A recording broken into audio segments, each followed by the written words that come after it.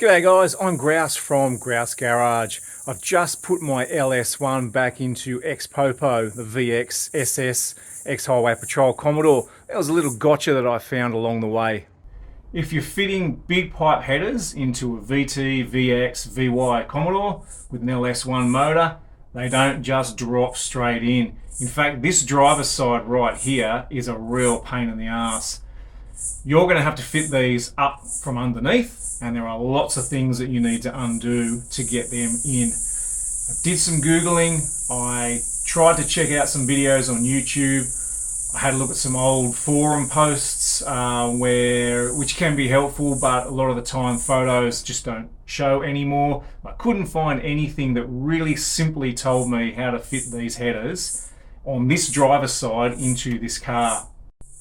So along the way, while fitting the LS1 and these nice stainless big pipe headers, I took photos to simply explain the whole process, which is what this video is about. So if you're trying to fit these with one of these into one of these, check out this video.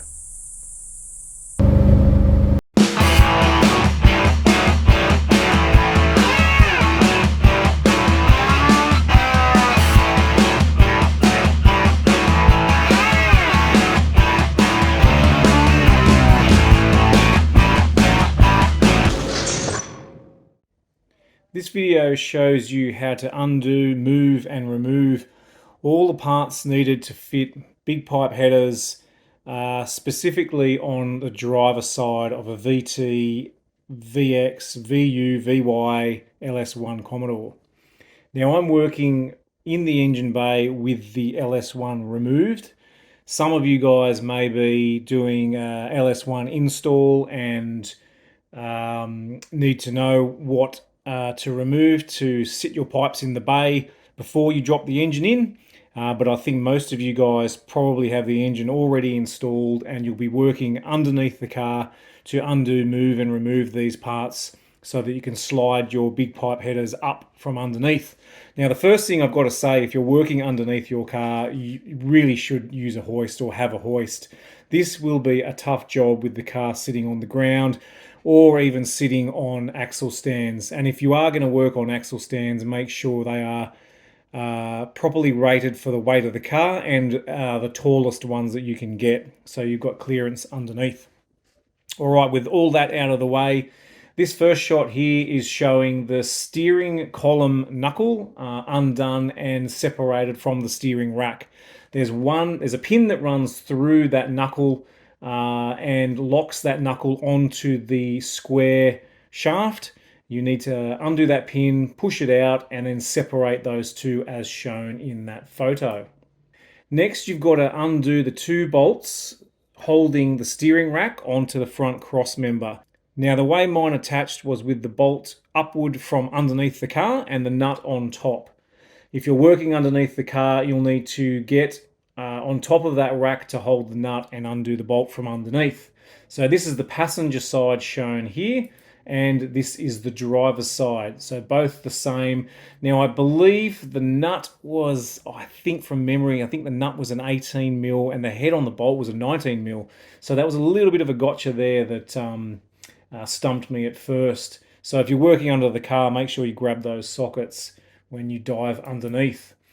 This next shot here shows the rack separated from the cross member. Once those bolts were removed, I literally just pulled the rack backwards or pulled it towards the rear of the car, and it's separated away from that cross member. And then it just hung down low because the rack was still attached via the tie rod ends. And here's the driver's side also showing that rack separated from the cross member.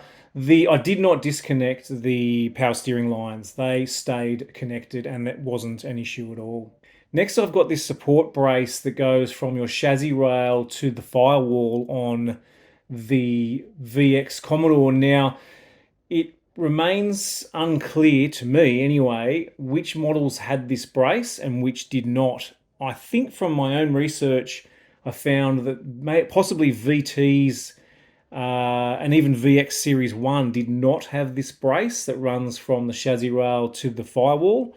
Possibly VX2 and onward had this brace. Regardless, if your Commodore has this brace, you need to undo the 4 nuts, which are shown here, circled, and then this brace will slide off.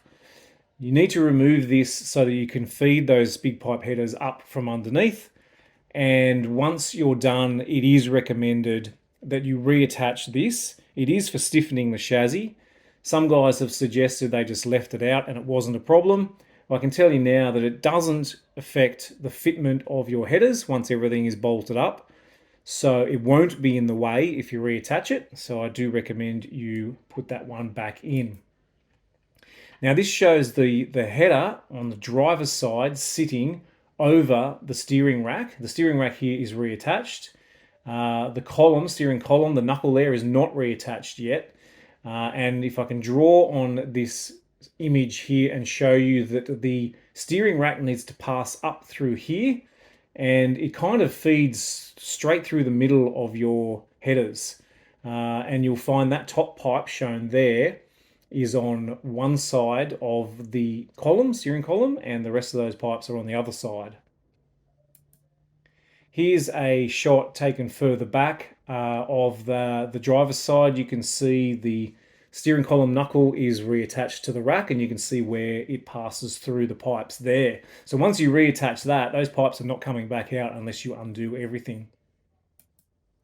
Here's a shot further back now of my engine bay. If you are doing an LS1 install from the top and you've got some nice big pipe headers to go in as well, you can lay them out in the engine bay like this and use a couple of ocky straps to hold them back in place, just like I've done there. There's a better shot of the passenger side as well. Those headers are literally just sitting there being held back by those straps. And there is one more thing that I need to point out, and I found this out after I had fitted my LS1 and bolted everything up.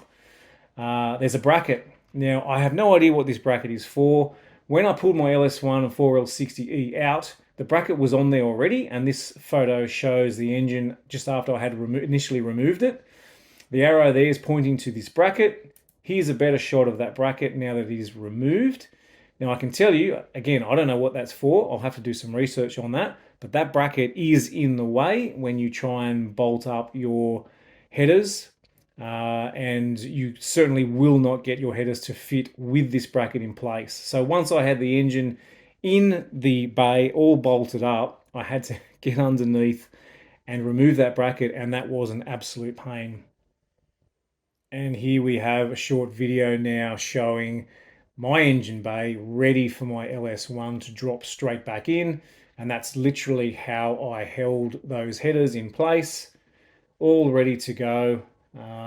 And there was no issue whatsoever with dropping the LS1 in and clearance with those held like that. You can see here now the LS1 is sliding on into that engine bay, and there is plenty of clearance on both sides with those headers pulled back like that. So that worked like an absolute charm. Engine went straight in, didn't foul, hit, rub on anything at all. Once the engine sat in the bay, I was then able to maneuver those headers in to close to the heads and secure them, and the job was done. So once again, guys, if you're doing this from underneath, the process will be slightly different, but the parts that you remove and replace are exactly the same.